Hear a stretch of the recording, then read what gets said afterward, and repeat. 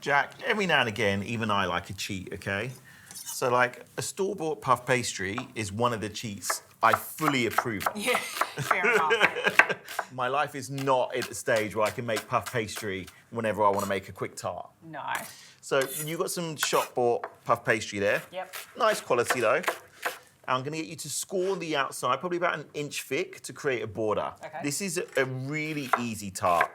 Okay, we're going to sweat down some onions, which I'm just finishing off slicing now.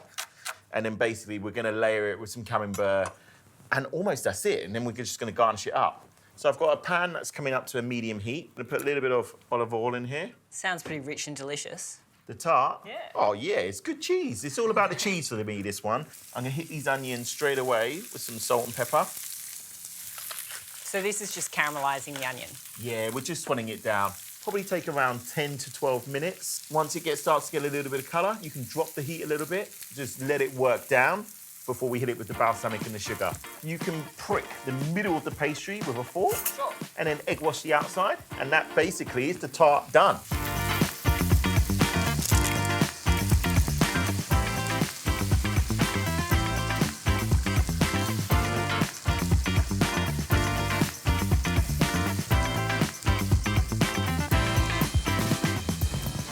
For me, there's nothing more satisfying when you're sweating down the onions and the natural sugars come out and it goes that dark brown caramelized colour. It's so satisfying to watch. Satisfying to watch, more satisfying to actually eat, though. Absolutely. I'm going to add in the brown sugar, and this is just some balsamic as well. Whilst you don't necessarily have the time to be making puff pastry by hand, making your own caramelised onions really is something that just changes a meal, changes the tart, adds it into, you know, barbecues and adds a new sort of element of deliciousness to it, doesn't it? It's Absolutely. worth having these in the fridge ready to go. It's just so much flavour, and you see that it's reduced down quite a bit. Yeah. It's just all the water evaporating, so you're just concentrating all of that gorgeous onion flavour into this. I almost call it like a marmalade now, you know. All right, that's pretty much done now. So we're going to switch that off and just let it cool down. You don't want it too hot when it goes into your pastry, but it just needs to come down a little bit in temperature. And we're going to get the cheese ready, Jack. So I'm using a beautiful camembert for this. Yep. Can you slice it up straight across, probably about 1 centimetre thick? Sure can. So it's so important to use a good cheese for something like this because it really is the star of the show, you know. And I'm using a gorgeous full-flavoured camembert, which is salty and umami. I love the word umami, you know, but you know that like mushroomy, punchy sort of flavour that you get with your cheese? Yeah. It's just, it's great. It's a really good quality camembert. You are king of umami. I try to be. All right. And then with this onion, I'm just going to spread it out almost to the edges. Oh, it's a real shame that I've actually cut one a bit thin. No. Yeah. Let's wait. You're king Look of at umami, you. but I'm queen of tucking in before I Yeah, into the the actual sneaking a dish. cheeky taste, eh? Yep. It's my signature thing. I want to make sure my layers are there first, Jack. So we're just going to pop the camembert on top like that. Almost overlapping. Definitely going to need more camembert, Jack. I'm definitely one of those people that loves a cheese board after dinner. Oh, I love a cheese. The French have it absolutely spot on with their cheese culture. But what I love about this one as well is it really is, it's soft and creamy. So it's very moish. You know, it makes you want to go back for more and more, which is why I think we keep running out.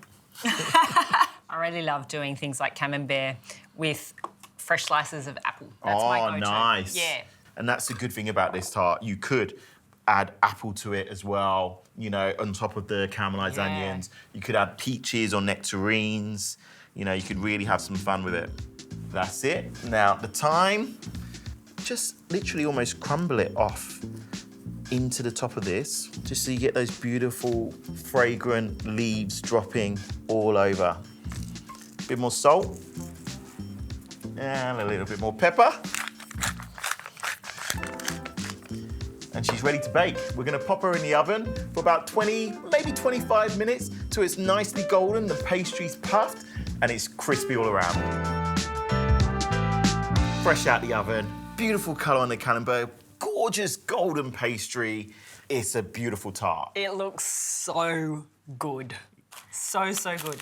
Rich, indulgent, that's 100% what you're here for. See, I don't think it's actually going to be that rich, Jack, because you've got those sweet, sticky, caramelised onions underneath. And then we're going to top it with a little bit of honey. Oh, that's a lovely little kicker. Just to get that final sweetness on top of the cheese. Not too much, because those onions really are going to be so beautiful and fragrant. And then just a little bit of peppery rocket on top. So all those flavours are there for a reason, to offset that creamy, beautiful cheese. Look at that.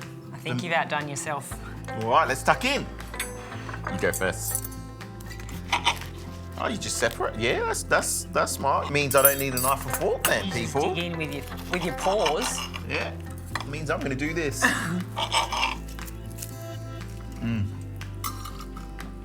The creamy cheese, the onions, sweet and delicious and sticky. Store-bought pastry, it's delicious. You still get a really good finish on that pastry. The sweetness of the honey, the pepper from the rocket. That is the best combination of flavours. It's easy food, but it's yummy food. That is 100% right.